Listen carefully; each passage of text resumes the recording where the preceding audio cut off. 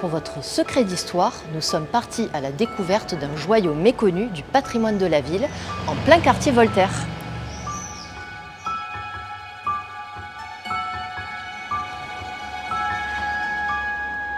Retrouvons Mireille Franck pour découvrir ce lieu insolite en compagnie de son propriétaire.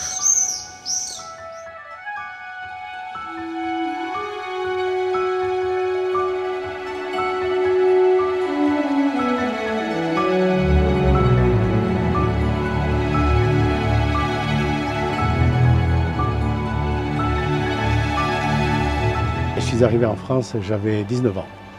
Voilà, donc j'ai beaucoup travaillé dans l'ameublement. Je cherchais un endroit pour m'installer et dès que je suis arrivé à Narbonne, ça a été le coup de foudre. Et puis lorsque le couvent est apparu, je me suis dit, bon, mais je crois que maintenant je sais pourquoi je suis à Narbonne. En 87, je me suis retrouvé avec un morceau du couvent, la partie arrière du couvent, puisque le magasin avait été construit sur les jardins du couvent.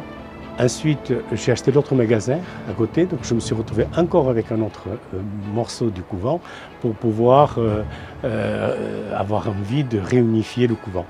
Et donc au bout de 33 ans, je me suis consacré entièrement au couvent et restauré petit à petit avec mon équipe. J'ai une équipe avec moi. On a le couvent qui est totalement réunifié.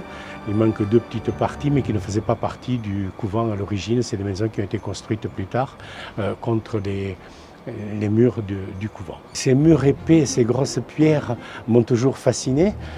Étant ébéniste, pourquoi ne pas profiter de cette chance pour restaurer ce couvent?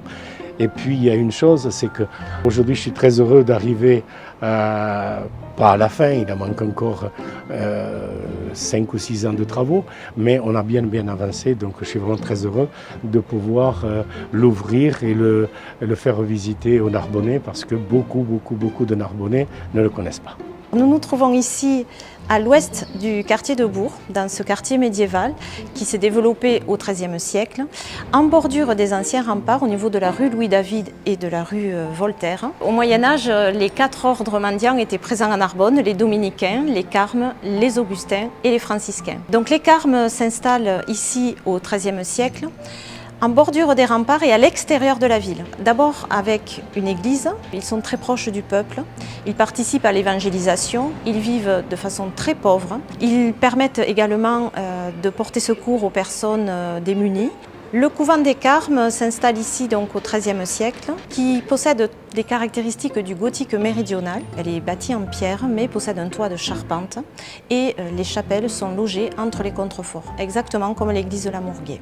C'est ici qu'en 1355, lors du siège du prince noir d'Angleterre, que les Anglais et le prince noir logera. Donc il s'installe au couvent des Carmes. C'est un couvent qui est à l'extérieur de la ville jusqu'au XVIe siècle, date de la construction des fortifications, de l'enceinte bastonnée. Ce couvent sera comme tous les autres couvents, c'est la même chose pour les Augustins qui viennent se réfugier intramuros. Donc le couvent des Carmes est englobé dans les remparts du XVIe siècle. On sait qu'au XVIIe siècle, il n'y a plus que 7 moines, mais le couvent est toujours en activité.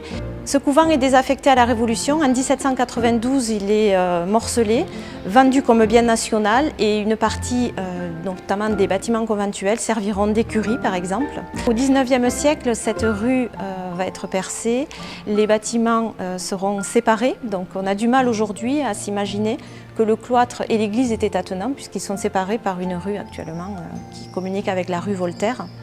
Donc il faut se plonger et bien regarder les plans pour comprendre l'ampleur de cette église, pour comprendre toute son emprise dans les îlots et toutes les divisions qui ont été faites ensuite au cours du XIXe siècle. Aujourd'hui, Narbonne a la chance d'avoir un citoyen, M. Martin, qui a passé beaucoup de temps à restaurer ce patrimoine bâti avec beaucoup de passion, beaucoup de moyens également. Aujourd'hui, il est difficile de se rendre compte de l'ampleur et de l'emprise du couvent, du cloître et de l'église des Carmes. Il faut vraiment se plonger sur les plans anciens pour voir tout le territoire qui était occupé. Alors l'actualité du couvent des Carmes, c'est que si les touristes peuvent le visiter lorsqu'ils logent dans les locations touristiques, le public narbonnais pourra aussi en profiter pendant les journées du patrimoine. Le couvent des Carmes sera ouvert au public, il y aura des visites, vous aurez tous les éléments sur le programme. Donc rendez-vous aux prochaines journées du patrimoine le 21 septembre pour découvrir le couvent des Carmes.